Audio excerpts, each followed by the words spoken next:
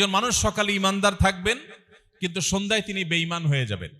এত ঠুনকো হয়ে যাবে ইমান যে সামান্য সময়ের ব্যবধানে একজন পাক্কা মুমিন তিনি আবার বেঈমান হয়ে গেছেন।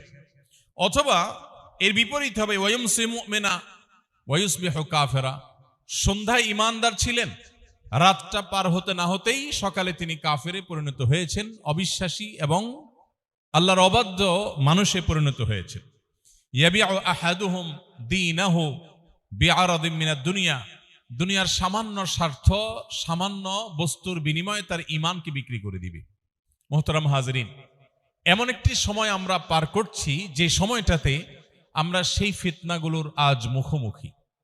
সবচেয়ে দুর্ভাগ্যজনক বাস্তবতা হলো আমাদের ঈমান কখন চলে যাচ্ছে, আমরা কখন আল্লাহর থেকে দূরে সরে যাচ্ছি, সেটি বুঝবার মতো ন্যূনতম যে সেন্স একজন মুসলমানের থাকার কথা সেটিও আমরা আজ হারিয়ে ফেলেছি।